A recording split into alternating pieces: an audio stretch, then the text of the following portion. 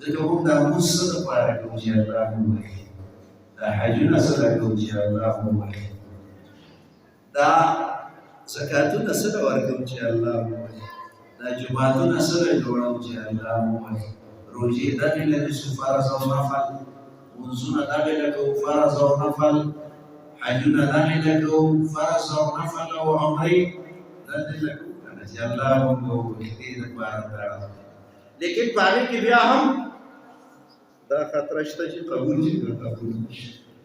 ځکه ابراهیم علیه السلام چې کله خانه کعبه جوړه کړه او اسماعیل علیه السلام وروسته یو دعا کړې، دعا ته څه ضرورت؟ ځکه چې د تمامې دنیا د عبادت مرکز یې جوړ کړه.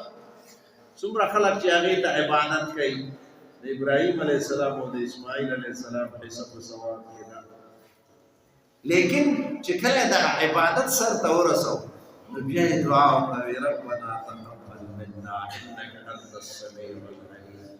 وی خدای دا خواري زموږ قبوله کړي، ستا کور خو جوړ کړ، خدمت مو وکړه، نو خدای پاک هسې نه چې په مخ یې راته راوګرځوي.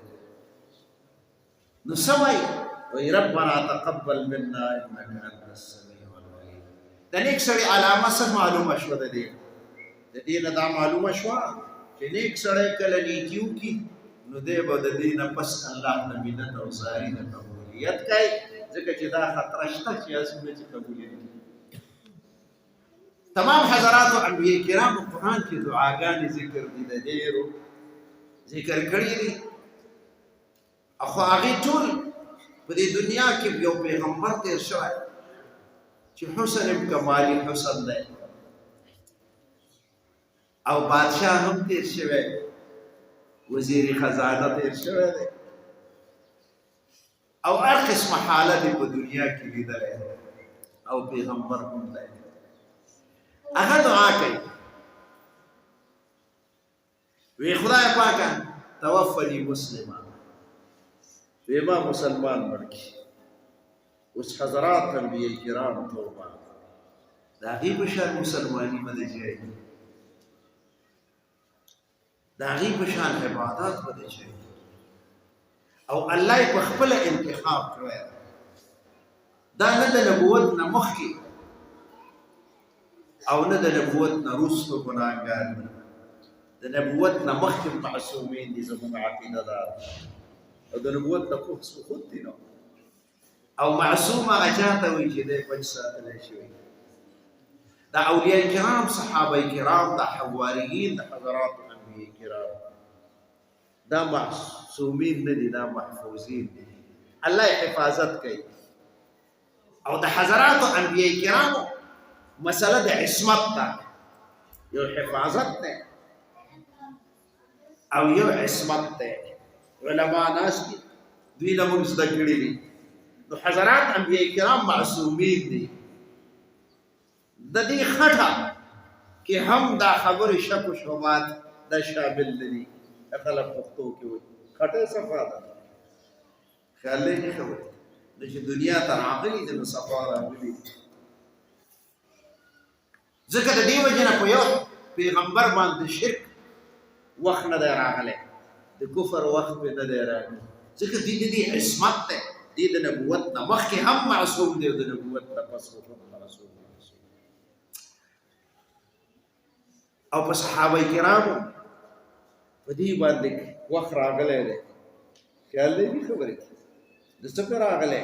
د صحابیت نه د ایمان نه مخکې راوړو دغه دور تېر شوی دی او هغه کله د کفر دی، کله د شرک دی، کله د یو انداز دی او کله د بل انداز دی.